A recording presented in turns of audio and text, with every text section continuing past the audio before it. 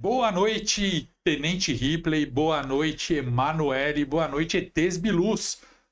Começa agora o seu canal preferido sobre terror, humor e muito amor. Diretamente de Pinheiros, nós somos os Sugar Dads.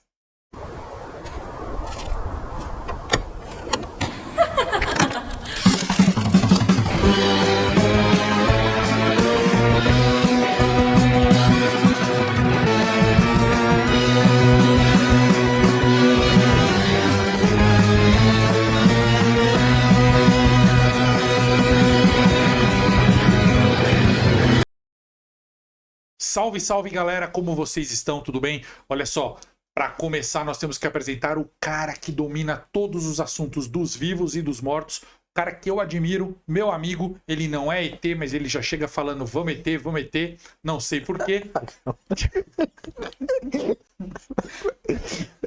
Tiago de Souza, o que te assombra. Boa noite. Porra, Luciano.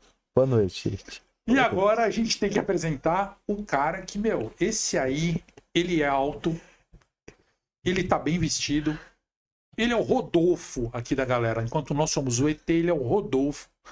Boa noite, meu querido amigo Rogério Oliveira. Boa noite, senhores. Boa noite, boa noite. Cara, eu tô preocupado com cada frase agora.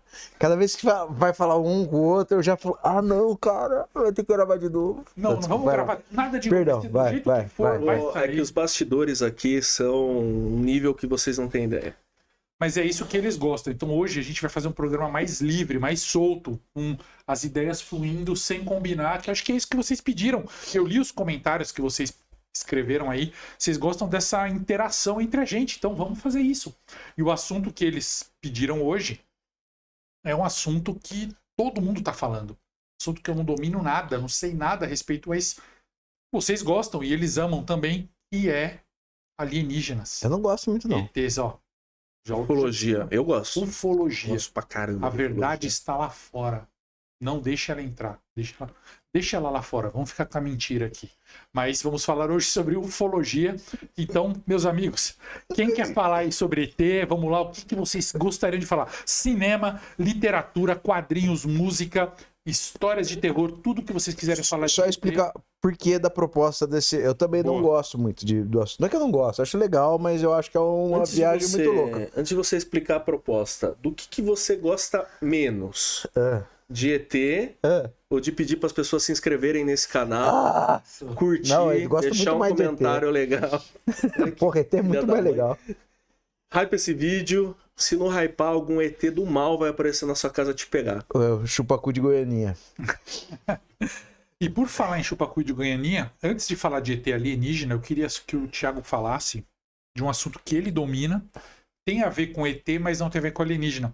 Eu vi nas suas redes sociais você mostrando, cara, o túmulo do Cláudio, do ET. Do ET. Eu queria que você falasse um pouquinho, brevemente, aí a gente engata Cláudio, no tema de hoje. Xirixã, ele é descendente de armênios, né? E pra quem não lembra do Cláudio era o ET da dupla Rodolfo. ET é muito louco, porque eu não sabia da história dele, até eu fui ao túmulo dele e fui pesquisar a biografia dele.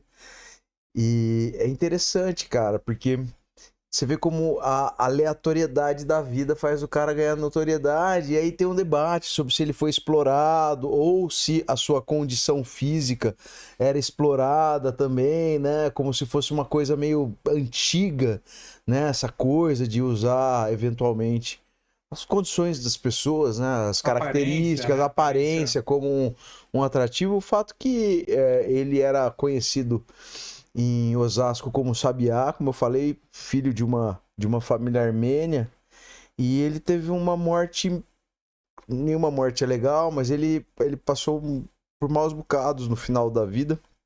Foi descoberto pelo programa do Ratinho. Engasgou com a Jujuba.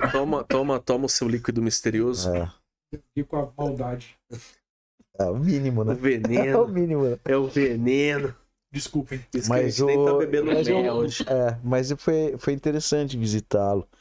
E é impressionante, cara, como o Cláudio, né?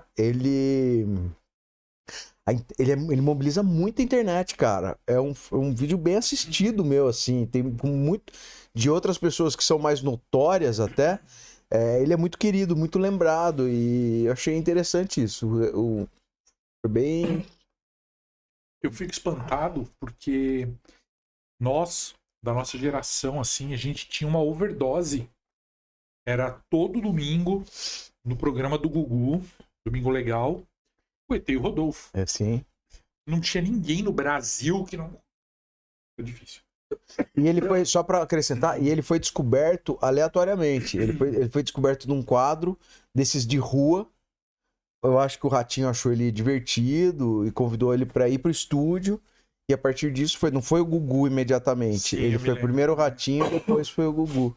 É isso que eu ia falar, ele não era só do Gugu. Não. Ele começou no Ratinho, aí ele foi pro Gugu, aí depois ele começou, tinha programa da Hebe que ele tava lá. Sabe, ele é aquela coisa, né, do SBT. O SBT, ele tinha uma coisa que era muito caçar personagens na rua, sabe? Ele tinha era uma veia meio que do Silvio Santos, né?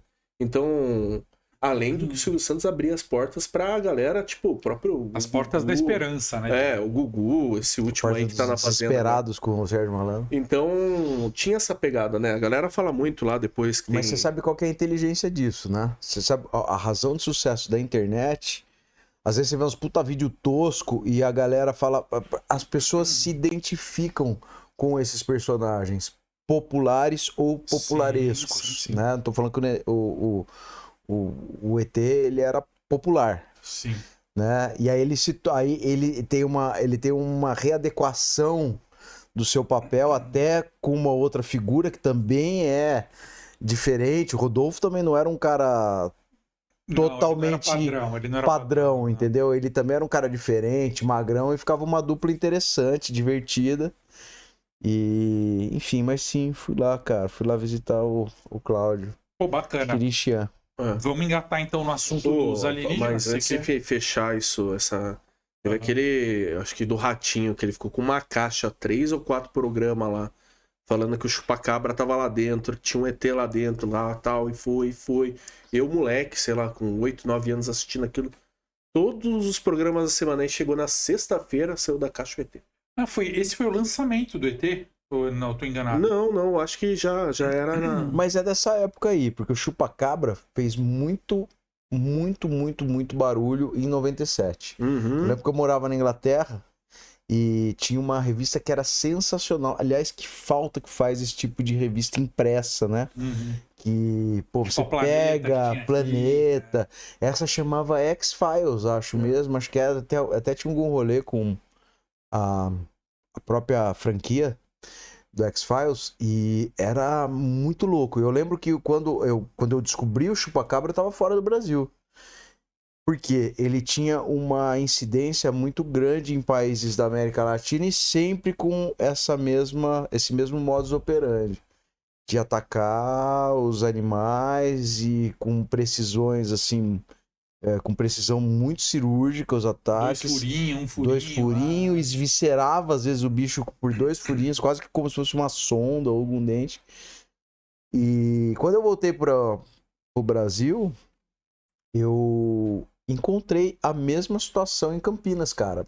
Tanto que eu até gravei um vídeo esses dias pra escrever sobre, principalmente acho que o motivo maior da gente falar hoje disso é o 3 e Atlas, né? Que agora, não sei quando a galera vai estar assistindo, agora talvez já tenha algum tipo de parecer sobre ele, porque hoje talvez não dê nem pra gente... Se você assistiu, não acabou o mundo, porque talvez não exista mais. Porque todo mundo falou do... Só pra fechar voltando até a IDH, tá pegando hoje. O Chupacabra atacou no bairro Bananal, perto de Campinas, entre Campinas e Jaguariúna, e em várias outras cidades do interior, exatamente com o mesmo tipo de expediente que os chupacabras de México, Guatemala, El Salvador. Atacou o sítio do meu tio, cara. Pronto. Tô falando, eu lembro até... Os caras já... Eu acredito também, cara. Não é porque, ó, ele enfrentou o homem do saco quando era criança. Velho. Vai, continua. Não, Eu digo mais. Se você pesquisar a reportagem da Record, em Ribeirão Branco, tem algumas reportagens da Record, da Globo e de mais um canal aleatório lá, filmando a galera. Acham que o chupa-cabras anda pela religião. A notícia dos animais mortos logo se espalhou pela cidade de 20 mil habitantes. Há 15 dias, 23 cabras apareceram mortas no sítio de Seu Nicanor, a 25 quilômetros da cidade, todas com o mesmo sinal no pescoço. Um furo de quase 2 centímetros de profundidade. E o mais curioso, em nenhuma delas foi encontrado sangue. Tá só o couro mesmo, assim, sem sangue nenhum. Nesta madrugada aconteceu de novo, mas 4 cabras foram atacadas aqui no sítio do Seu Nicanor. E todas da mesma forma, com no pescoço. Só que desta vez, elas estavam nesta área cercada com tela e arame farpado, o que dificulta a entrada de outros animais. 2 cabras resistiram aos ataques, mas estão com anemia profunda. As outras vão ser examinadas pelo Instituto Biológico de São Paulo. Uma delas foi aberta. O animal está com todos os órgãos, mas ninguém sabe explicar o que aconteceu. Realmente está esquisito porque está atacando normalmente só na base da orelha. E normalmente uma picada a 2 no máximo. Em menos de 20 dias, 40 animais foram atacados. Apenas as sempre deper. Aí aparece meu tio, aparece o tio de um amigo meu que trabalha num armazém famoso lá de Itapeva, mas não vou ficar falando o nome aqui. Parece uma galera, eu te mostro. Fala o nome, de repente te arrumou uma publi. Tô brincando, o Bar do Gino lá, não vou falar o nome do meu amigo lá, mas o Bar do Gino é bom. Meu avô tinha cardeneta lá. Não, velho. Meu pai tinha cardeneta lá, eu não tinha, mas eu vou ganhar umas bebidas lá um dia. Aparece, matou 30 e tantas galinhas, mais meia dúzia de cabra, e a TV mostra os bichos esquartejados. Mas sangrou? Não, alguns tinham sujeira de sangue, outros estavam sem sangue. É porque o padrão... O do meu tio, a história do meu tio. Tinha um galinheiro lá, aí no primeiro ou no segundo dia lá, os cachorros latiam, foi ver, tava forçado. E sumiu, eu acho que uma ou outra galinha, né? Mas era coisa padrão, pra sítio pode ser bicho, né? Que invadiu lá. Só que ele já ficou esperto. Aí passou uma semana, outra semana, um dia lá, escutou um barulhão do caramba lá. Aí já levou mais a sério, né? Aí quando saiu, o galinheiro já tava metade derrubado lá. E aí ele viu o bicho correndo só. Só viu tipo um bicho esquisito correndo assim. Ele falou que era um bicho que andava em 4 patas, mas corria meio, sabe, meio igual macaco assim. Mas numa edição, você tinha dito que o chupacabra era uma invenção. Não. O chupacabra, assim, é que o chupacabra virou um negócio, pra mim, folclórico. Pra mim, porque, tipo... Esse é um debate. Foi um programa de folclore. Aí, tipo, tem versões e versões do chupacabra, sabe? A versão que começou lá na Costa Rica e depois foi vindo. Aí tem um lance de experiência militar, tem um lance de animais com mutação, tem um lance de extraterrestre mesmo, assim, sabe? E foi indo... os ataques identificados lá na América Central, a maioria era coiote. A América do Sul, a maioria também eram felinos. E aqui no Brasil, alguns casos muito atípicos de animais domésticos. Cachorro, gato, atacando assim. Que atacaram outros animais? Que atacou e causou essa, sabe, assim. Nossa. E muito o homem fazendo merda, né? O homem... Cara, fico imaginando esse grau de crueldade com os bichinhos, porque hoje, cara, com esse lance de performar a internet, se vem a moda, se começasse hoje, você imagina o que ia ter de bichinho sendo morto por idiota? Sim. Pra fazer videozinho, falar, olha aqui no meu sítio, pegaram, atacaram e não sei o quê. Com certeza. Né? Com certeza. Porque hoje o clique tá valendo mais do que a ética. Completamente. Então a pessoa ia ver esse tipo de desastre. E não era só, essa época não era só, foi um período, é engraçado, a gente tem ondas, né? Desses acontecimentos, porque essa época também tinha, eu lembro quando eu tava na Inglaterra, também era um assuntão, aquelas naves que pousavam em milharal, não sei o que. Acabou isso, Nossa, né? Os desenhos, né? Esqueci o nome dos desenhos. Ainda, mas agora, quando o boom acaba, sobra só aquilo que é mais verdadeiro. Esses desenhos em plantações existem ainda. Alguns são até detectáveis e são indecifráveis. Existem teorias até que eles falam que aquilo é totalmente humano e feito com pessoas que deitam... Com corda. Com cordas já foi e placas, filmado e tal, Mas também tem lugares que eles falam que não, que é do espaço, mas é do humano também. Que seria algum tipo de arma sendo testada. Vamos testar a precisão do nosso laser solar, sei lá o que é. E aí os caras desenham. É uma teoria. São agroglifos.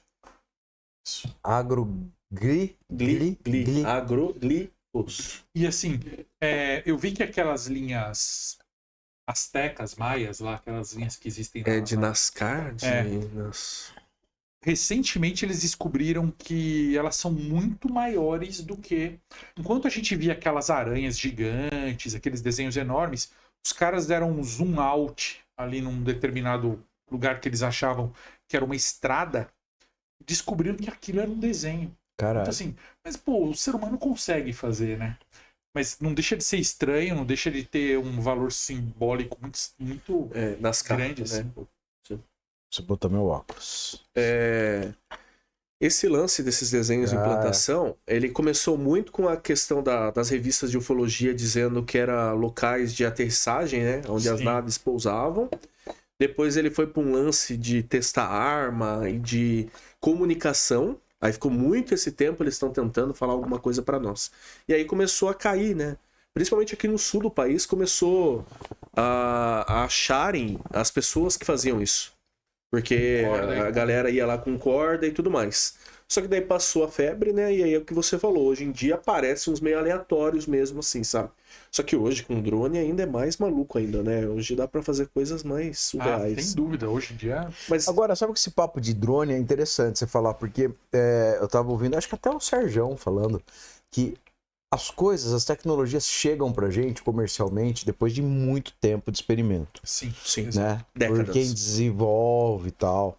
Tipo, a internet. A internet no Brasil chegou em 94, 95 e existia como estrutura de comunicação entre universidades americanas e nos anos 60. A ARPANET é dos anos 60. Nos anos 60. Então, ele estava falando que hoje, vendo a tecnologia dos drones, que não é nada difícil, tudo que se viu antigamente, principalmente nesse boom, sim, com certeza, serem drones. Né? Hoje, vendo essa quantidade de drones. Não que isso importe pro pessoal que tá aqui, até porque a gente vai chutar o saco da razão. Né? Não tá nem aí para isso. A gente tá aqui para falar, nos divertirmos com outras possibilidades. Vocês já tiveram experiência ufológica? Cara, eu vi uma vez um negócio que foi muito estranho em Botucatu. E aí é muito difícil entender o que foi, porque não tem nada de colorido, não era nave, assim, tava muito longe, mas aí foram vários, como se fossem estrelas mesmo, andando rapidamente em sequência, e a gente viu tudo junto, e foi algo muito diferente, assim, do que eu nunca mais vi nada igual e nunca tinha visto antes. E ele passava rápido, assim, vários juntos, e aí o meu tio Edson viu junto, meus primos de lá tudo viram junto, e aí a galera falou que podia ser satélite, mas foi bem estranho, cara. Isso foi quando?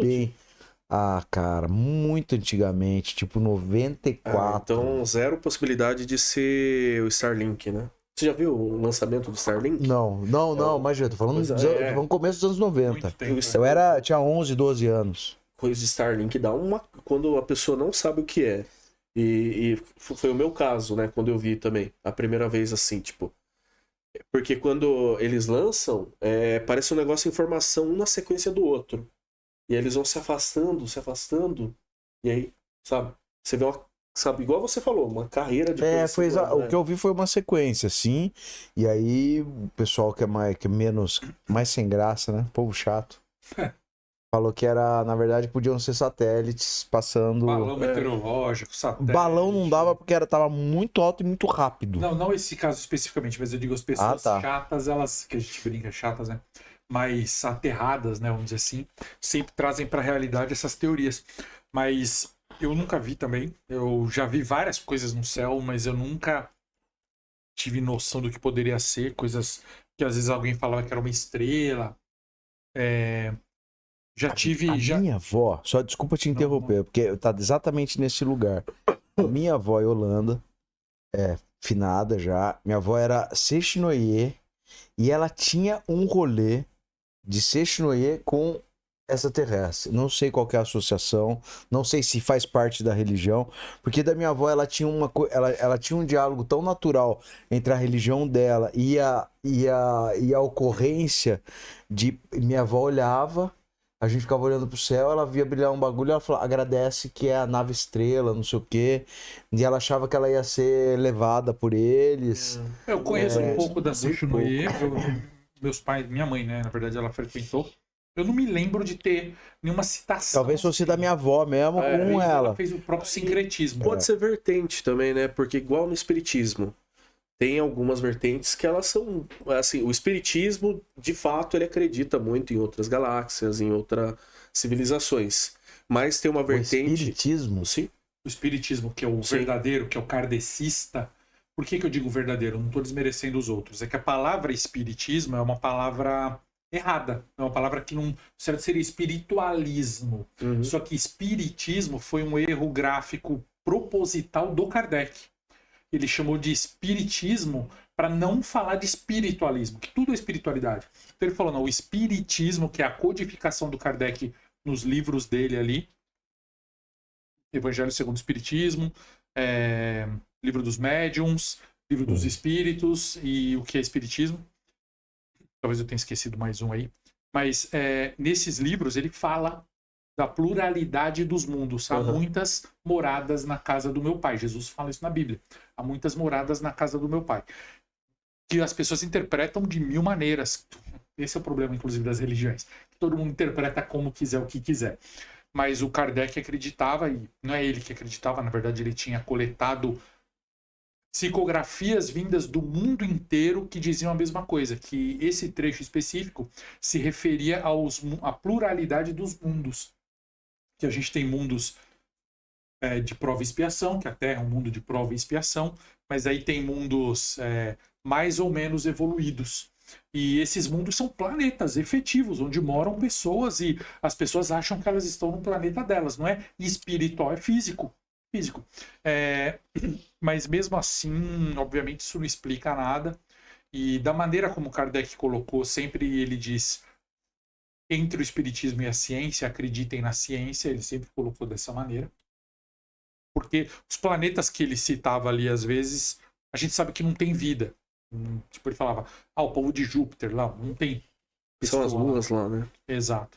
E aí, assim, hoje a gente tá com esse boom gigantesco de espiritualistas alienígenas, né?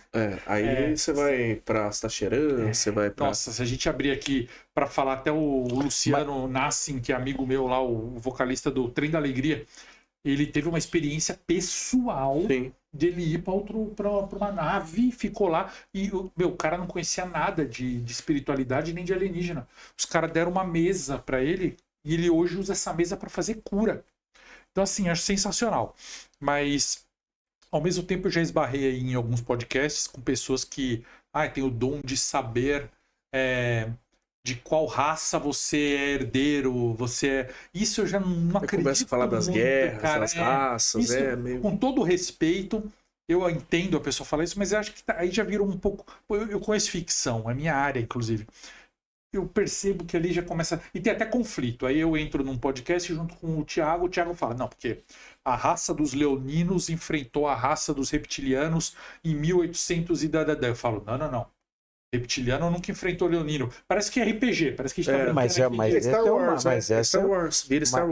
esse é um papo que eu acho que é muito da atualidade, do efeito da internet nas religiões. Porque você tem um monte de encontros aí que eu acho super RPG, cara.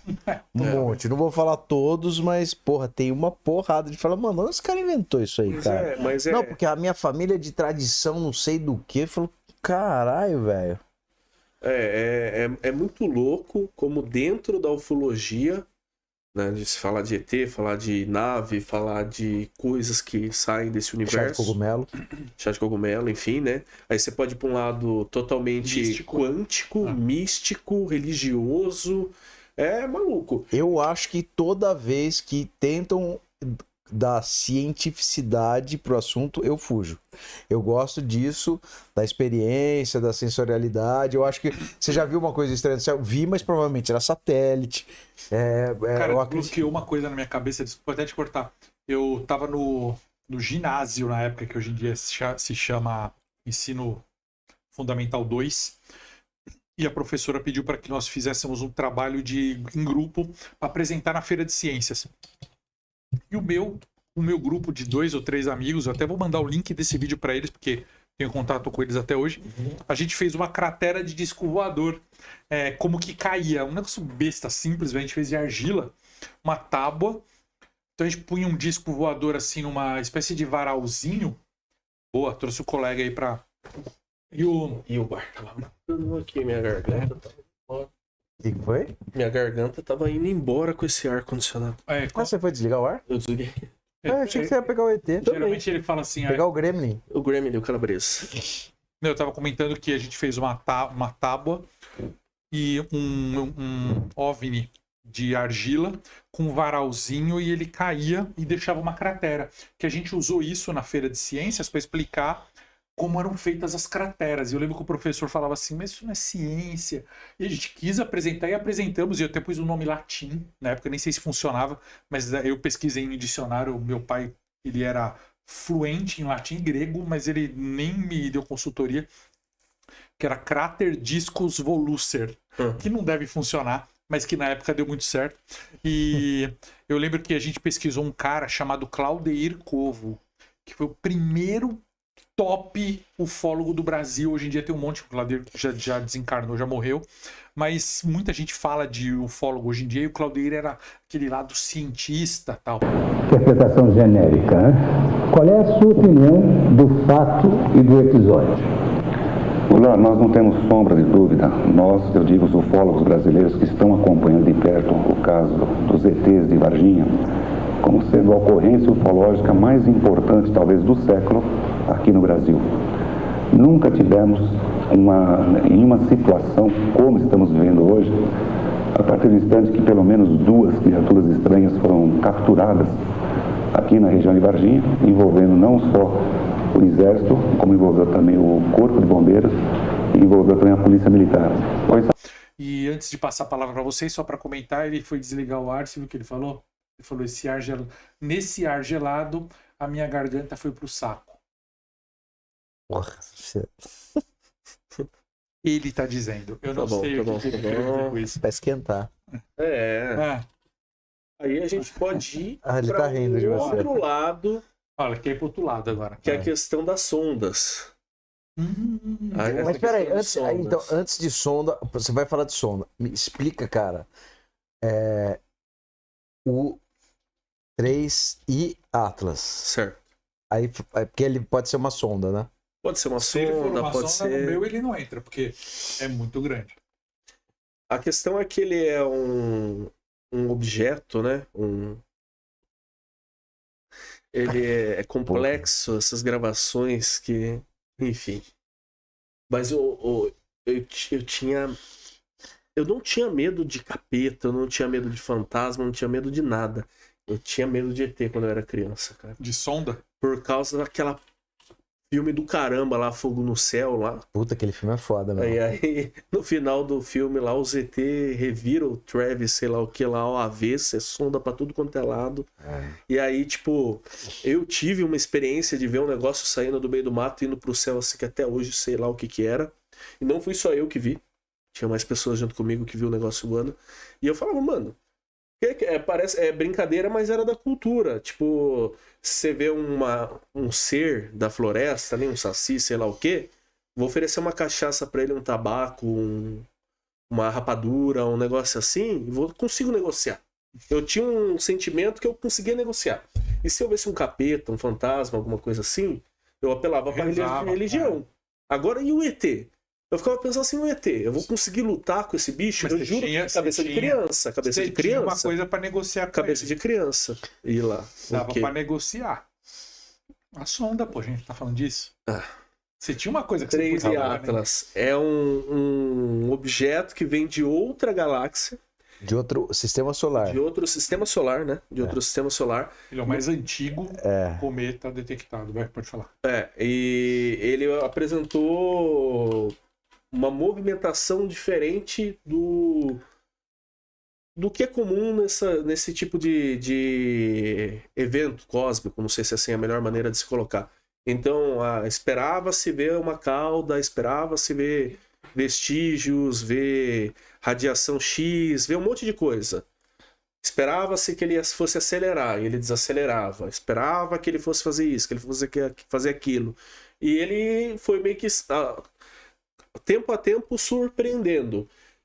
E aí, por exemplo, teve o Muamua, né, que foi, eu acho que há uns 2 ou 3 anos atrás, acho que isso, uns 3 anos atrás, que ele também é um cometa, não sei qual que é o termo correto, um negócio de outro sistema solar que passou muito rápido pelo nosso sistema.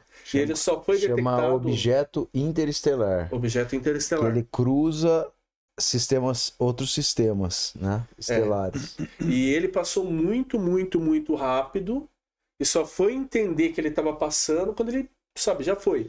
Só que ele também teve uma movimentação inesperada. Quando achavam que ele poderia ser sugado pela órbita lá de alguma coisa, ou que ele de alguma maneira pudesse se colidir, tudo ele desacelerou e depois acelerou de novo. Chama cadência. Ficou o negócio e foi embora. Ninguém entendeu. E aí já ficou... ainda? Esse outro tá pra passar, né? Pelo que eu entendi, né? Cara, amanhã não. Hoje a gente tá gravando, não sei, não vai dar tempo. O dia 29 de outubro falam que vão ter uma visão dele ele pela vai estar em primeira Marte, vez. né? Porque ele vai ter um intervalo que vai ser possível de ser visualizado. O que eu tô falando, a gente tá gravando aqui pra não estar perdendo nosso tempo, que é capaz de ter acabado o mundo.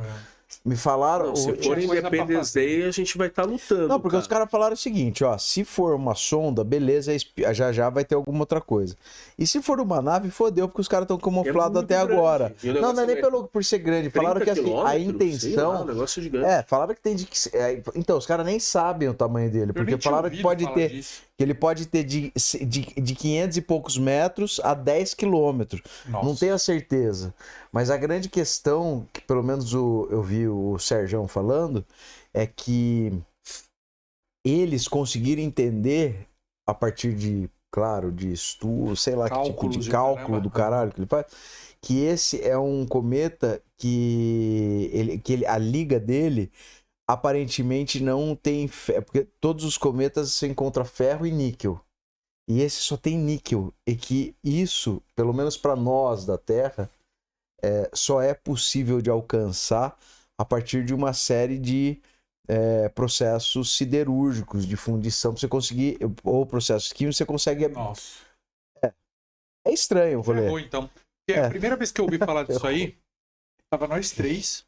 Eu ouvi de vocês. Eu nunca tinha ouvido. Já tava bombando, todo mundo falando, Carol Capel falando, todo mundo, e eu não sabia. Aí nós três estávamos lá em Barueri, treinando na academia, nós três, lá na Ironberg, com a nossa Juju, personal querida Juju. amiga. E aí vocês falaram, e ficou todo mundo falando disso. Eu falei, só eu não tô sabendo desse rolê. Fui pesquisar e eu vi o Serjão falando. Serjão, que é cientista, falando assim: empacota as coisas e vão embora, porque, meu, negócio não tem explicação. É o que ele falou. Não se for. Explicação. Porque a trajetória dele, ele falou que é mais difícil explicar a trajetória que ele tá fazendo do que necessariamente aceleração e desaceleração. Porque ele falou que se você pega uma órbita, você pode acelerar. Se você pega uma mudança... mudança de gravidade. Tudo então ele falou que não é tão absurdo mudar, mas a direção dele é muito estranha. Ele falou que a rota dele é muito esquisita. É muito atípica, porque não são... É isso, né? Na verdade, não tá lá. É legal. É interessante essa sensação de que a gente não conhece o nosso Mas mundo. posso te falar, a humanidade precisa desses instantes... Pra ser humilde. Pra ser humilde, cara. Pra se ajoelhar diante do falar, puta que lá merda, é isso mesmo. Ser humilde. Não, a humanidade, ela, acha que sabe. E a gente não conhece nem o nosso oceano. Inclusive tem relatos de naves que saem do oceano.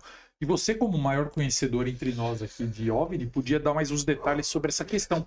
E também eu queria engatar no assunto do ET de Varginha, cara, que vocês conhecem também pra caramba. Ano que vem faz 30 anos. Vamos dar um rolê lá? Na moral, vamos lá. Vamos em janeiro. Vamos lá. Mas o que? Você quer saber das naves? Tudo. Sabia que tanto Cristóvão Colombo quanto tem outros 2 navegadores famosos e um tava numa das embarcações que vieram aí com... Amir Klink. Enfim, eles têm relatos, a galera tem relatos de luzes no fundo do mar e tal. É igual o céu. Vai ter efeito meteorológico, efeito químico, um monte de coisa que pode gerar luz, que pode gerar movimento e tudo mais. Mas coisas interessantes na ufologia. Lugares onde tem muita caverna e muita água tem mais avistamentos. Então, se você procurar, por exemplo, em São Paulo, os lugares com mais avistamentos são a região do litoral norte e o Petar. Que é onde meu vô lutou com o Saci. Eu imaginava já imaginava. Outra coisa que é engraçada. Seu avô passou a perna no Saci. Outra coisa que é bem engraçada que é aonde você tem muitos relatos folclóricos, tanto Saci, lobisomem, entre outras criaturas do nosso folclore, tipo Mato Grosso, região do Amazonas, tem muito história de Mapinguari, Guardião da Mata, entre outras coisas. Sempre tem algumas historinhas ali paralelas de ufologia, de coisas nesse sentido. Então, é parecido, sabe? Você vai para essas chapadas da vida lá, sempre vai ter um pouco de folclore e um pouquinho de ufologia. O lobisomem de Camisão, que é um distrito de Aquidauana, tem uma aparição de disco voador junto. Tá no livro. Eu acho que... Eu não sei, cara, assim, eu tento encontrar padrões, ou não encontrar padrões, mas encontrar caminhos para entender as histórias, pelo menos do ponto de vista da experiência. A gente falou do chupacabra, né? Em Campinas tinha. Lá, Campinas tem alguns casos ufológicos que eu acho que são interessantes. Nem sempre ufológicos. Por exemplo, o ET de Varginha não é exatamente lá a aparição, mas dizem que foram levados para o pavilhão 18. A Unicamp seria a nossa área 51 biológica. Você que é da região, você tem alguma informação sobre isso? Cara, eu tenho o que todo mundo tem. Se ele falar, ele amanhã não grava mais com a gente. Cara? Eu sou morto. E aí? Porque na verdade... entrando naquela porta lá, ó. Will Smith só entra assim, ó. Pá! Porque pagou a memória, não vai lembrar nem do Chiquinho mais. Nem do Chiquinho. Na realidade, o ET de Varginha acabou conectando a Unicamp de um jeito muito esquisito, porque a gente vinha, e isso talvez tenha contribuído muito para o chupacabras na região, porque o ET de Varginha foi em 96, o chupacabra em 97. E essa história, cara, é uma história que pega muito na cidade. Sim. Ainda vez ou outra é lembrada, só que não tem rigorosamente nada, porque o Unicamp, cara, a galera acha que o Unicamp é um lugar ultra protegido, cercado, é muito difícil. Já fui ver vários pôr do sol lá, tomando um litrão. Impossível. Velhos tempos. Velhos tempos. Impossível, cara, passar desapercebido uma situação dessa. Não, mas na história... mas tem o subsolo, né? Na história que rolou na época... De onde? Não tem. Tem o subsolo. Desculpa. Foi de madrugada que foi levado para o Unicamp. E eu lembro que é Sanguinetti, o cara, o Badam legista, Palhares. Badam Palhares. É o Sanguinetti. O Sanguinetti cuidou de um caso de morte posterior, que também é da Unicamp. Mas o Badam foi o que cuidou do PC Farias, do caso do PC Farias. E pessoas que tinham aula com o Badam Palhares falavam assim: e aí, professor? Fala aí do ET de Varginha, fala aí do ET senhor que fez a autópsia. Ele falava assim: Me pergunta o que quiser do PC Farias e eu falo. Mas do ET de Varginha eu não abro minha boca. Isso é lenda urbana. Dizia na época. Eu conheci o cara. Pô, você não ia tirar essa onda? É lógico que eu ia. Lógico que é. Nossa, eu ia estar vendendo o curso no Hotmart hoje em dia. Eu também, certeza. Nossa, 5 livros, Pô, que 4 7 além. Eu cursos. entrei no ônibus e desci. Tô milionário. Olha o Império 7 além aqui sendo construído. Imagina se eu tivesse feito o top sendo ET. Mas temos nossos super eventos ufológicos, né, que são reconhecidos mundialmente. Seria o caso de Varginha, depois a noite antes, né, a noite oficial dos OVNIs, e também a Operação Prato, né? São os 3 casos assim com repercussão. Tem o primeiro do Brasil, fala aí qual foi. Campinas, caso de José Florencio. Mas eu falei tem o do Caboclo Vilas Boas, mas depois a gente fala. Não, aí tem mais alguns aí. Tem uma galera. Eu dei uma pesquisada na minha cidade até pra escrever isso. Cara, Campinas tem o caso de José Florencio, que é muito bom. Que é do menino que tava jogando bola e ele escuta. As referências são maravilhosas. Ele escuta um barulho de motor de geladeira em 1931, ultrapassando ele, parando, e aí desce meio a nave da Xuxa, assim, desce pessoas muito alvas, muito brancas, cabelo laranja, um macacão, prateado, meio verde, meio chamando a atenção, bota ele dentro da nave, dá um rolê com ele vê o bairro dele, então ele fala que vê o Cambuí, vê o Taquaral, que é um parque em Campinas, e vai pro espaço. E lá no espaço, enquanto tava tudo legal, o rolê, ótimo, mas de repente os caras falam, então, chega aí que a gente precisa fazer uns exames, aí ficou uma bosta, o rolê, furaram ele inteiro. Sonda. E ele volta pra Terra a 1h30 da manhã. Isso tudo, ele é abduzido às 5 da tarde. Quando ele volta e vai pra casa, ele leva uma puta bronca da mãe e do pai. E aí, dia seguinte, ele acorda mal, com febre, vai pro hospital e descobriram que ele pegou amarelão, que é um parasita. Quer dizer, pegou um amarelão, que é uma doença de caipira, de pisar em água com parasita, ou beber água contaminada e pega. E a outra história... Mas só parece, essa história aí, antes de você contar outra, essa daí é interessante, porque ela é pré todo aquele boom da Guerra Fria dos anos 50, 60, onde existia a estética que era vendida. Porque você falar que você viu um disco voador depois dos anos 50, você tinha uma influência da mídia. Pô, quadrinhos, já existia. Meu, isso aí o cara não tinha. Era um menino, nada. Cara, é um moleque. Mas conta aí da outra. E a outra também é muito interessante. E, cara, é aquilo. Existir uma repercussão na mídia tradicional da época, significa que aquilo pelo menos era assunto. Sim. Não quer dizer que tenha acontecido exatamente como, mas aquilo gerou um burburinho. Porque essa outra só é de 1954, então aí já pega um pouquinho. Né? E aí rola o quê? 3 naves aparecem na região central de Campinas, perto de onde hoje é a prefeitura, e pertinho de uma estação de energia. Uma dessas naves, a nave que estava central, começa a soltar um tipo de líquido metálico incandescente. O evento acaba sendo chamado de chuva de prata e não Golden Shower, mas...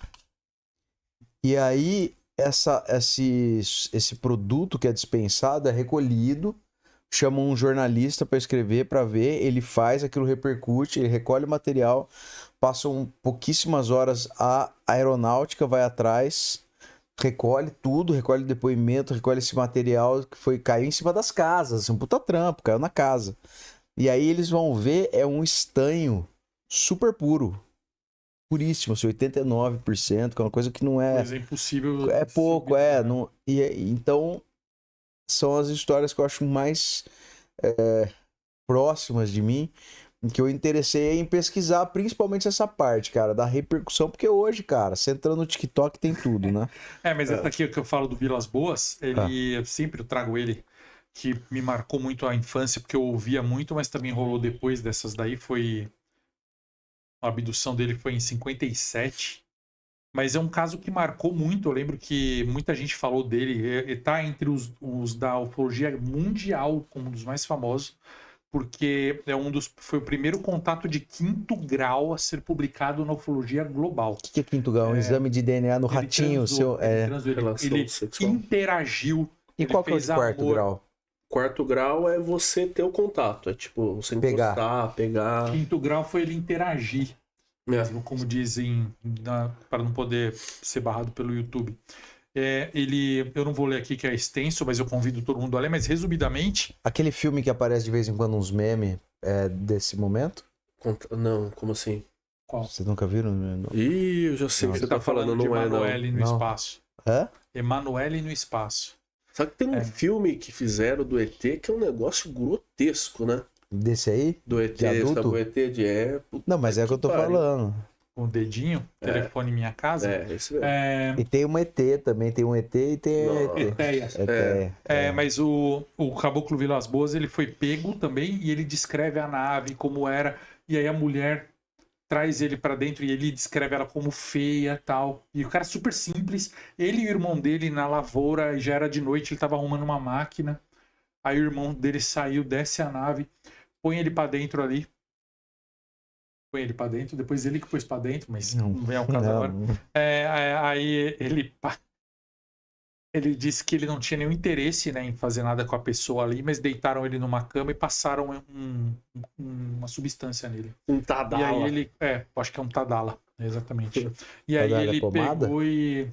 os caras devem ter. Que a tecnologia vem antes. Então, veja, naquela época lá, os caras já estavam...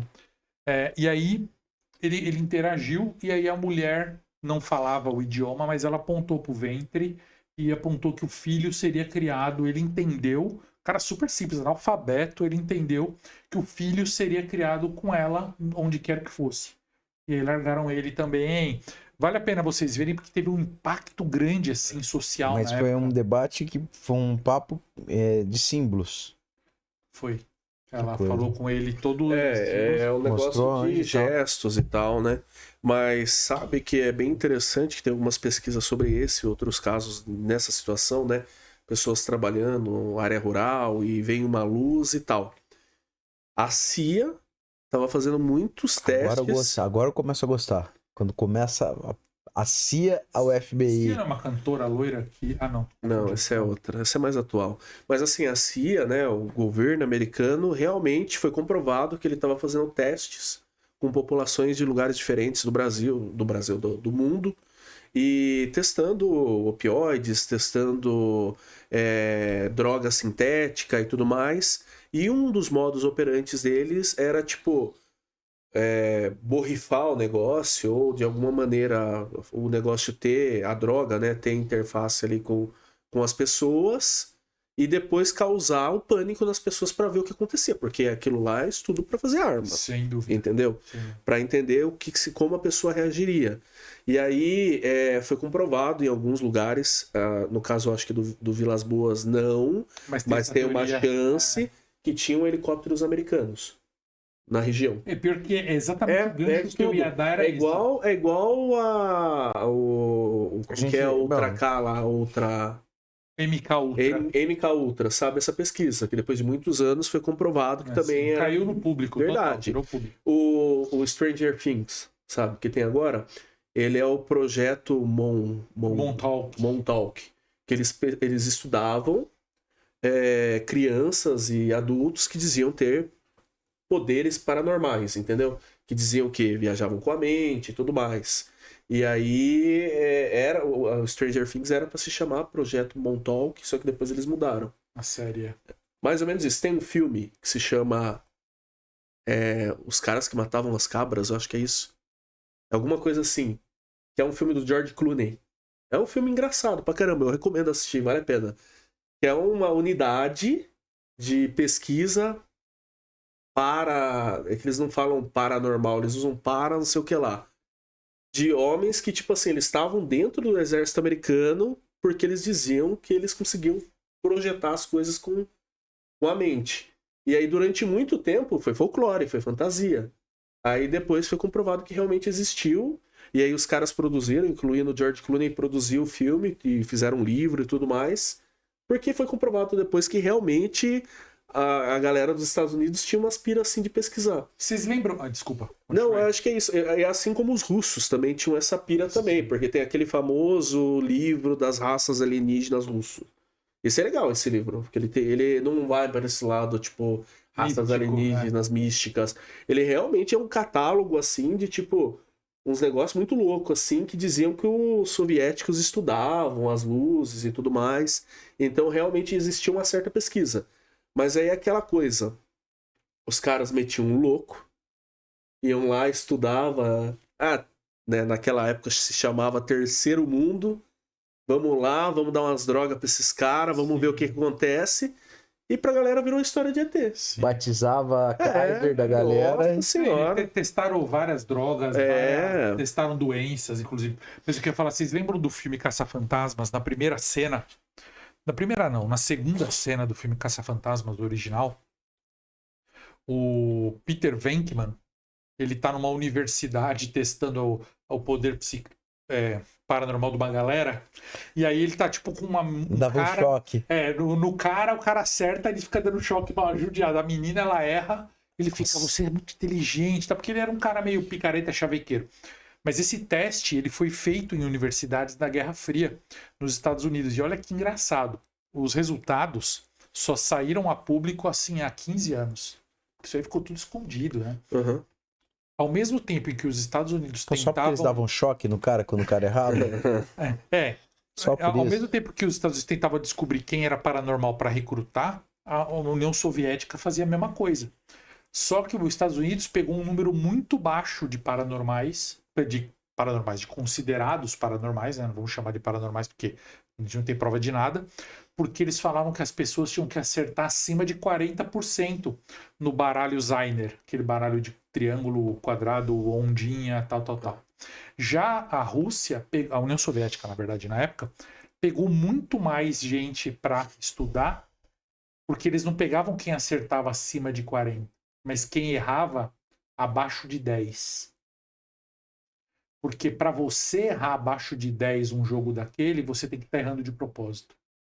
Porque mesmo se você colocar um macaco da NASA para ficar apertando um botão aleatório, ele vai acertar, se tiver 4 possibilidades, em torno de 25%. Se a pessoa errava 10%, ela estava errando de propósito.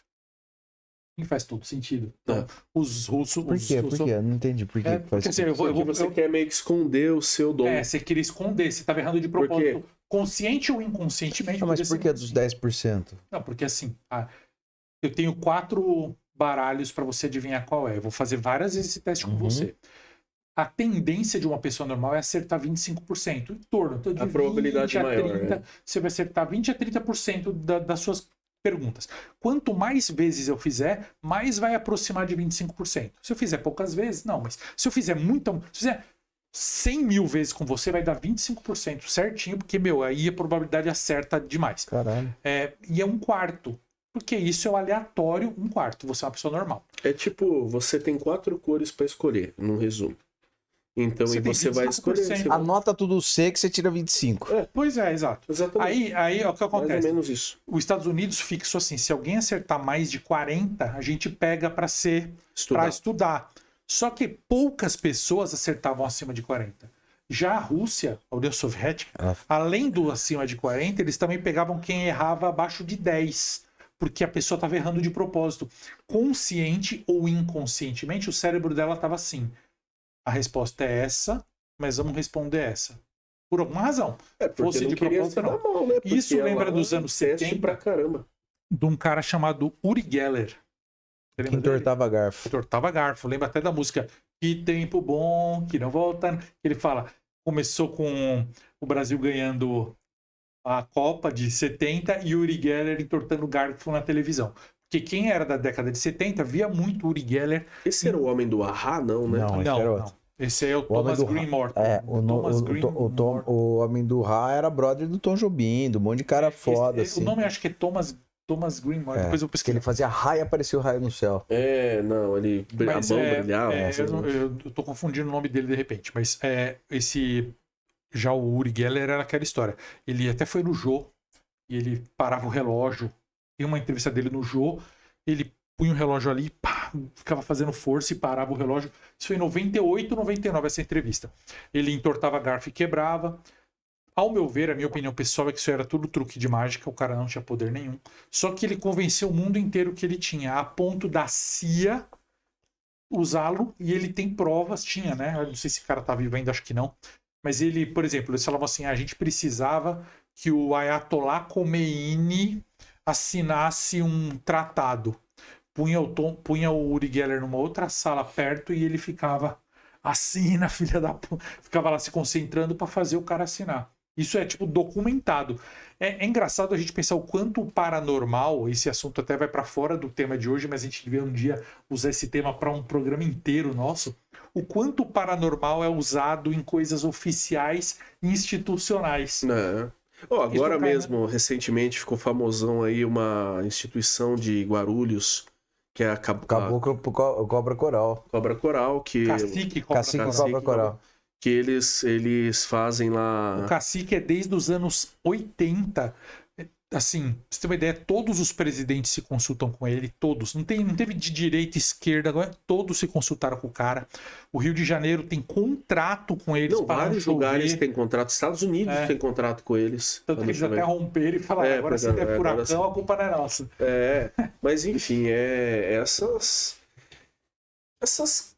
coisas, né? Eu ia entrar num outro tópico que, tipo, várias personalidades e várias personas aí da história tinham um lado ufológico forte, né?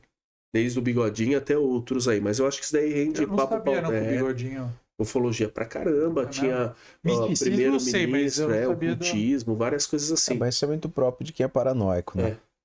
Quanto mais... Fora da realidade. Melhor. Mas eu ia entrar mais nisso, mas isso a gente explora em outro episódio. Filme também, a gente tem que falar bastante. Né? A lenda mais famosa de Hollywood é que o Spielberg teve acesso às informações lá da CIA, de mais não sei quem. Por isso que ele fez lá Contatos Imediatos e tudo mais. O próximo filme do Spielberg vai se chamar Prato, que é sobre discos voadores. Eu acho que é pra 2027 ou 2026. Parece ser um filme bom, né?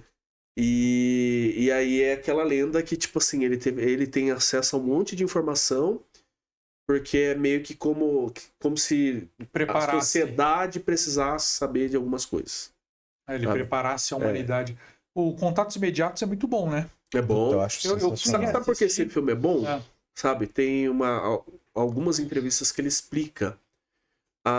Agora eu posso estar errando, mas eu acho que o pai era engenheiro e a mãe era musicista. No filme? Não, do Spielberg. E aí a experiência que ele tinha dentro de casa com esses dois universos meio que causavam tudo aqueles efeitos do filme, o efeito sonoro, de como aquilo afetava as pessoas. E meio que ele quis transpor aquilo pro filme, né? Nossa, e funcionou muito bem. Nossa, eu fui cara, reassistir. Eu acho um dos melhores filmes de ET. Eu mobilizei minha família pra assistir esse filme. E eles gostaram, viram o valor do filme, mas eles falaram, pai, hoje em dia esse filme não funcionaria. E é verdade. Por quê? Porque ele é lento, fuckingmente lento. Cara, é engraçado como a gente acabou contaminando o nosso cérebro com dopamina. Porque né? Eu fui assistir e falei, nesse filme é maravilhoso. Mas e é mesmo. 2001, cara, você tem que estar preparado. Não, e é incrível. Você assistiu esse filme Contatos Imediatos, assim, eu fico querendo a hora que vai entrar a musiquinha Remi Dodô Sol lá. Que inclusive a Manchete usava como Remi Dodô Sol. E aí... E que, inclusive, é a mesma vibração dos chakras, né? É a mesma melodia dos chakras mesmo, a mesma sintonia. Vibração, frequência. E aí, demorou, cara. Eu falava assim, calma, gente, calma. Vocês vão gostar, vai empolgar. Meus filhos respeitaram, falaram, não, vai ficar legal, mas não sentiram aquilo que eu senti quando eu assisti, velho. É que é um filme, pra mim, o paralelo que eu faço com Contatos Imediatos é com o Exorcista, porque quando eu assisti a primeira vez, acho que a gente já falou disso aqui, a minha impressão é que o exorcismo durava 7 horas. E o Contatos Imediatos, você também, é uma preparação inteira para o encontro, assim como hoje, se você não coloca em 5 segundos do filme um ET rachando um ser humano no meio, o cara para de assistir. É isso mesmo. É ruim. Ó, eu fui esse final de semana assistir o novo Frankenstein. E eu amei, cara. Amei, porque ele traz essa vibe de filme com construção. Um preparo. Ele é um filme dividido em capítulos. Setup, lógico. Ele é um filme dividido em capítulos. Então, tipo, ele não se preocupa em te entregar. Ele, agora você vai conhecer o ponto de vista do doutor. Não tem a dinâmica de 3 segundos pra te convencer a ficar mais 3. Não é TikTok. Ele quer que você fique encantado, apaixonado pela cenografia, pelos figurinos, pelos castelos, pela roupa. É muito, muito, uma experiência muito maior, bem feito. né? É tipo, é feito com uma coisa assim, com um amor. Você sente que o filme é lindo, lindo, lindo mesmo, assim. E ele é zero preocupação. Eu e minha esposa amamos o filme, amamos. Mas a minha esposa, ela gosta um pouco menos de terror. E não é um filme de terror. Ele tem um pouquinho de gore. E ele tem muito do lance lá. É um filme gore pro Thiago. É sangue, né? Sangue. Esse filme sangrento.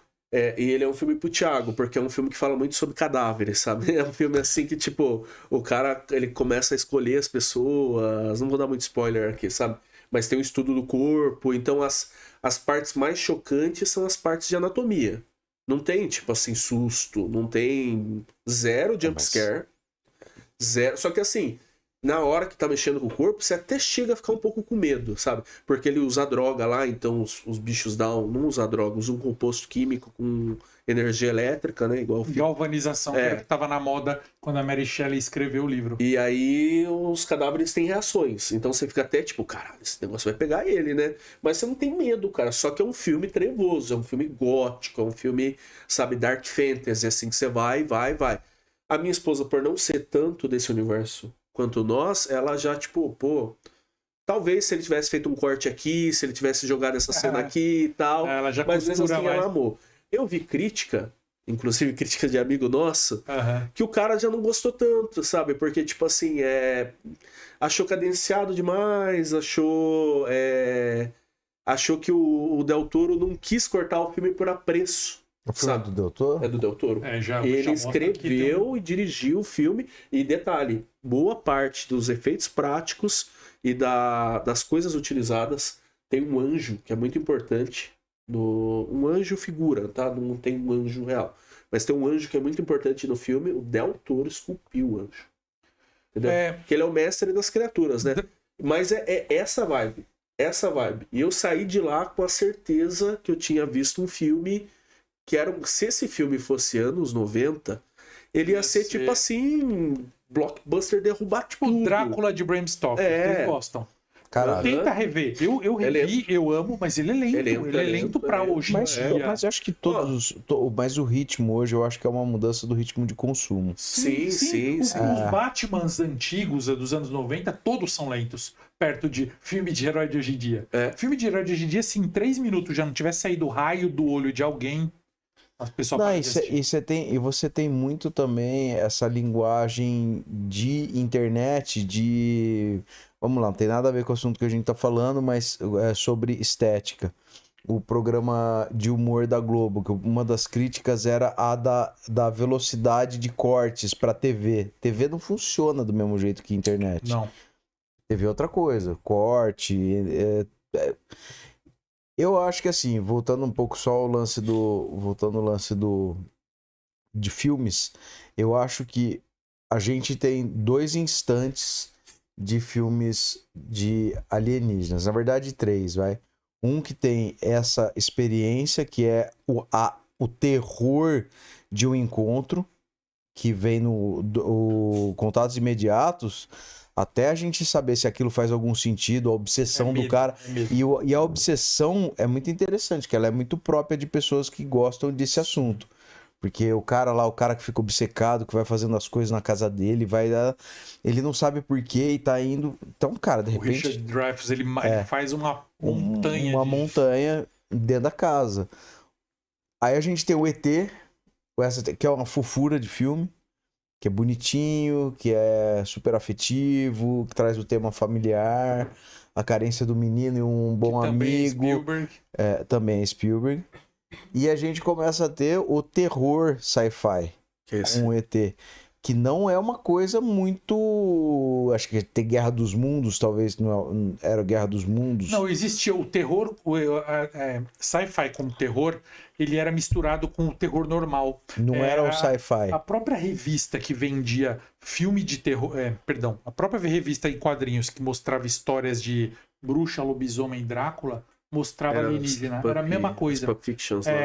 Eles não tinham diferença, porque era tudo para causar medo. Aí depois separou.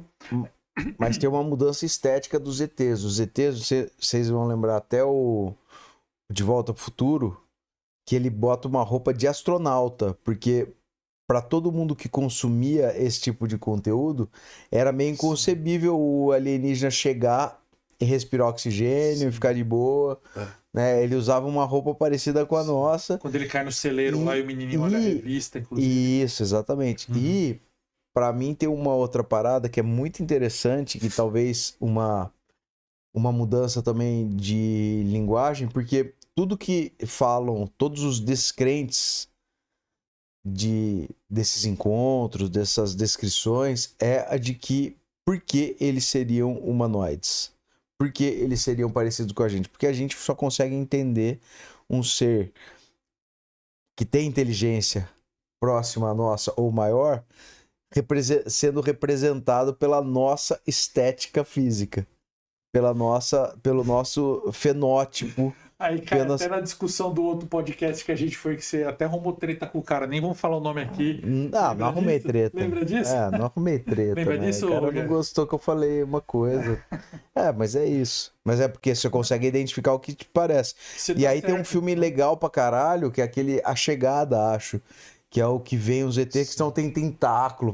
Parece mais os ET dos Simpsons, que pra mim é um dos melhores, cara. Eu esqueci o nome, acho que é A Chegada mesmo. É A Chegada? É A Chegada do Villeneuve. O interessante do... Filmaço, cara, eu acho. Fez o Duna agora. Essa questão que você está dizendo do antropomorfismo para os alienígenas, antropomorfismo para alienígena, forma humana para alienígena, ela foi muito discutida no cinema e chega até assim, tocar até na questão do Lovecraft, do horror cósmico. Porque o conceito do horror cósmico é você ser um nada perto de uma criatura cósmica, uma criatura mais antiga do que o seu Deus, mais antiga do que o seu planeta, maior a ponto de que se você olhar para essa criatura, você fica louco. O olhar para a criatura fica louco. Ela não precisa fazer nada para você, ela não precisa te atacar. Você olhar para a criatura, seu cérebro fala assim, chega. Processar aquilo é impossível. Aquilo não faz sentido. Você, aquilo para. E assim, uma questão se a gente for fazer a linearidade da discussão sobre filmes de alienígena, a tendência é que os alienígenas eram amigos dos seres humanos até 85. Depois de 1985, eles foram ficando inimigos dos seres humanos, porque a Guerra Fria acabou. E aí o inimigo de Hollywood deixou de ser os russos, deixou de ser a nação inimiga e passou a vir do espaço. Porque então é onde aconteceu aquele boom de filmes de catástrofe, filmes de meteoro, filmes de alienígenas malvados, ruins, que querem destruir e invadir. Porém, Guerra dos Mundos, com o do Orson Welles. Não, falei besteira. É do Orson Welles. Né? Porque eu tô confundindo, porque ele mesmo fez a transmissão do rádio, que fez a galera se cagar. Mas eu ia falar de um outro cara, que é o Ray Bradbury, que é o meu escritor preferido, assim, um dos, né? Tá no meu top 5 escritores preferidos. O Ray Bradbury, ele escreveu Crônicas Marcianas. Galera, tudo o que se fala de alienígena, hoje em dia, de filme, foi pautado no Ray Bradbury. Ele tem histórias. Eu vou só resumir uma aqui que está no Crônicas Marcianas, porque no Crônicas ele conta a história do ser humano colonizando Marte. Desde o comecinho, quando chegamos em Marte, até o final. Até a revolução para Marte ficar livre dos seres humanos. Pô, estamos falando de um cara que escreveu isso em 60 e pouco, meu cara. Isso aí é o marxismo cultural nisso daí. Marxismo cultural. Marxismo. Marxismo. Inclusive tem uma questão política muito forte. Mas tem uma história que chama A Última Viagem a Marte, eu acho que é. um conto dele que acho que se chama Última Viagem a Marte ou a Saturno, não me lembro. Olha só, estão dois humanos dentro de uma nave espacial indo colonizar um planeta. Quando essa nave está chegando, eles combinam assim: um tem que descer e pisar lá no planeta e ver se tá tudo bem, e o outro vai ficar sabendo, vai se comunicar com ele. Porque a Terra tá super populosa e não tem como mais sobreviver. E a gente precisa achar um mundo pra gente poder sobreviver e morar lá. Então o astronauta fala pro outro: ó, fica aqui que eu vou lá. Ele põe a roupinha e vai naquele planeta. Quando ele vai, o planeta não é sólido, é gasoso. Só que quando ele entra, ele vê que ele não morre. Ele se funde com aquele gás e ele fala: caramba, essa é a melhor sensação que eu já tive. Tá gostoso. É plenitude de vida. É tudo. Eu alcancei o todo. Se a humanidade vier pra cá, vai ser perfeito. Todo mundo vai ficar aqui, não ocupa espaço, a gente não tem fome, não tem sede. Eu não tô morto, tô vivo. Posso voltar pra minha forma humana se eu quiser e avisar o cara, e o cara vai avisar a Terra. Mas aí tá tão bom que ele não volta mais a ser humano, não avisa o cara vai embora. E essa foi a última viagem da humanidade até aquele planeta. Então é uma história muito maneira que o cara teve essa ideia, entre outras. Tem histórias que vocês gostam e poucas pessoas sabem que são do Ray Bradbury, inclusive, mas essas voltadas ao Crônicas Marcianas são legais por isso. Que elas mostram a possibilidade de um planeta ter pessoas, seres que não são necessariamente humanoides, mas que eles acabam querendo conviver conosco. E me lembrou também daquele Distrito 9. Das baratas. Filmão, né? Filmão. Aquilo é muito bom. Na África do Sul. Na África do Sul.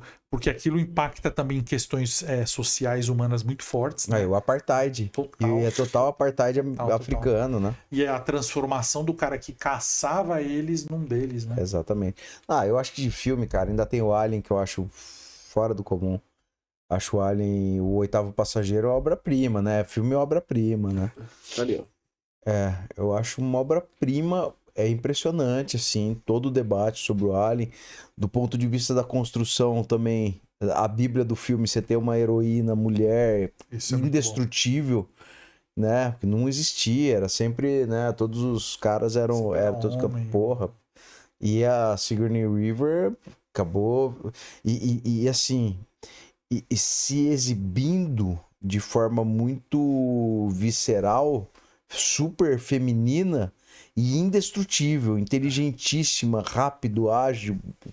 É impressionante, cara. Eu acho o Alien é um dos meus preferidos também. Se bem, cara, filme de extraterrestre, mano, não tem limite. Acho que é difícil. Eu tenho acho que 3 filmes me pegam muito: ET, Alien e Lobisomem. E Exorcista. Zumbi também. Todos, né? Você lembra de uma série chamada V, a Batalha Final? Lembro, que era dos reptilianos, que passavam no SBT. E depois eles refizeram, eu nunca vi assim, nem vou ver essa Não, mas aquela boa também. Porra, posso te falar? Bora. A cena foda, que você vai lembrar? A mina pegando essa e a mina comendo um rato. Aqui, ó, ela abre a boca e faz o rato. Cara, assim, muita gente assistiu essa versão nova. A versão nova, inclusive a atriz que faz esse papel na versão nova é brasileira. Morena Baccarin. Morena Baccarin. Mas eu eu não assisti, não sei como. Também é boa, não é...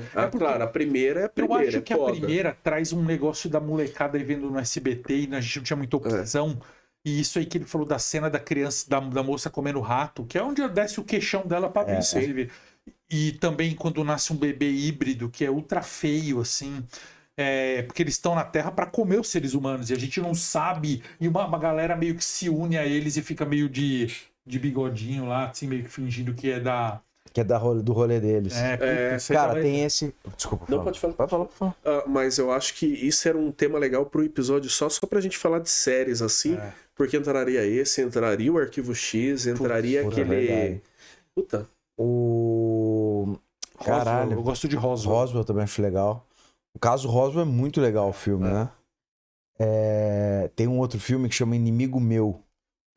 Puta filme, cara. Como chama o ator? O reptiliano... O ator, ele inclusive é o pai do cara do The Boys, do menino do The Boys. Como ele chama? O cara tem um filho com ET, não é? Na real. Não, o ET tem filho... Sozinho, autogeração. Mas eles têm um rolê ali, os dois, não tem? Eles têm um, tipo... Insinuam. Isso aí é total Guerra Fria. Guerra Fria não, na verdade... Dennis Quaid? Dennis Quaid, Dennis Quaid. O Dennis Quaid, ele é filho do Randy Quaid e é pai do Quaid que faz o The Boys aí. Quaidinho. Que eu não sei o nome. O Quaidinho. Cleitinho. Tem muita coisa. Quando os episódios começarem a ter convidados, tem 3 convidados que eu preciso muito apresentar eles pra vocês. Um vocês conhecem, é de casa, Vinícius Daza. O dono dos laboratórios Daza. Ele tem não sei quantas ao certo, algumas experiências de ir em encontros de pessoas que tiveram contatos ou experiências ufológicas. Então, só antes de você continuar a falar das pessoas, quando os Estados Unidos quer mandar uma pessoa para o espaço, ela usa a NASA. Quando eles estão gripados, eles mandam o DASA. Pode continuar. Deixa nos comentários aí se você entendeu, mas tudo bem. Explicando a piada, né? Esqueci esse quadro. Mas a gente tem que trazer o DASA aqui pra ele contar. Ele tava aqui agora há pouco, pra trazer. Mas aí a gente faz um episódio com ele contando as experiências, porque ele tinha uns amigos diferentes lá, e tinha uma amiga dele que teve algumas experiências assim, e ele foi em encontros. Teve uma experiência dessas de transar com outro ET? Não, a galera... Aí, não vou queimar a pauta aqui, mas ele em encontros que funcionavam como... Era como se fosse culto, entendeu? Eu não vou queimar o pauta aqui. Ele falou? É culto, sabe? A galera contava suas experiências. Aí depois, eu conheço o médico. Que ele podcast Pod Médicos. Não é esse não, pô. Que ele trabalha com esses casos de implantes. Entendi. E é um médico. Ele trabalha com casos de implantes de quê? Capilar. Essa aqui, ó. Ele tá resolvendo de chip? Objetos de tecnologia misteriosa. Alienígena. Peraí, o cara tem CRM. Sim. Traz ele aqui que a gente vai denunciar. Traz aqui que a gente vai... Tô brincando. Vamos entrevistar. Ele não tem CRM, ele tem CIM, Conselho Interestelar de Medicina. Mas ele é um cara sério. Ele é... Qual que é a especialidade que... Câncer é... Oncologia. Não, mas sobre implantes e chips e coisas, tem espiritualistas que tratam também. Mas sim, mas no caso dele, ele é um médico sério, né? Ele é um médico... que é da Vivo ou é da Claro? Provavelmente da Vivo, né? Que a pessoa tá viva. Enfim. E aí tem mais um pesquisador que ele consegue fazer o paralelo entre a ufologia e a demonologia. Das 3 pessoas, quando a gente tiver convidados... Tem que preparar espiritualmente, acho que tem que preparar espiritualmente. Trazer essa galera aí pra gente... O convidado tá cada vez maior, a gente não chamou nenhum, mas já tá cada vez maior. Mas acho que é mais legal, a véspera é muito mais legal do que a festa. É verdade. Então a gente imaginar... Quem você quer ver aqui como convidado, tirando o Daniel, que ele vai ser convidado, parem de escrever para chamar o Daniel é nosso presidente, nosso... padrinho, nosso muso. Ele é uma entidade. Antes da gente começar, a gente faz uma oração pro Dani. Direto. Agradecemos. E aí a gente... Então não escrevam Daniel, escrevam outras pessoas que vocês querem. Você pode falar qualquer pessoa, porque provavelmente a gente não vai trazer ninguém. Então, quem você gostaria de ver aqui, talvez não vá vir nunca. Então tá tudo bem. Pode ser o ET de Varginha, o Bilu, quem você tiver. Sim. É isso aí. Bom, eu acho que a gente realmente tinha muito para falar sobre esse assunto, mas não vai dar para falar mais.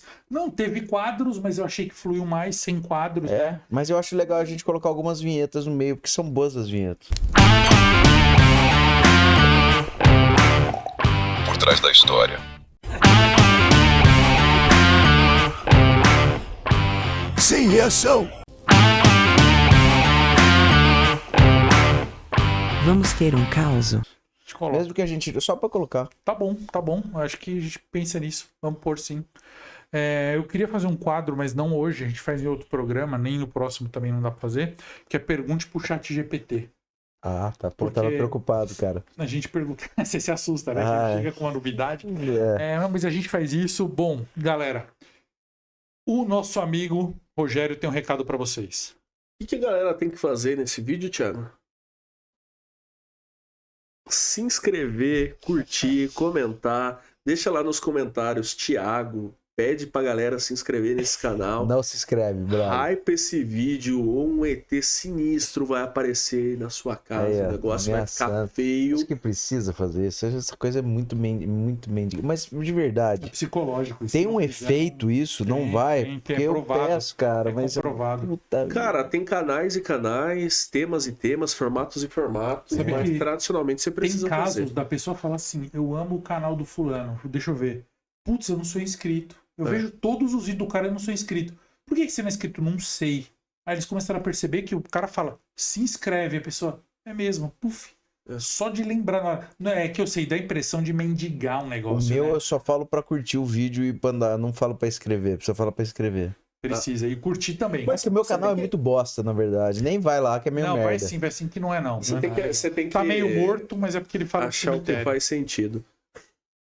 Porra, né? Depois dessa, ó, beijo pra vocês. Beijo, até mais. Fiquem com Deus.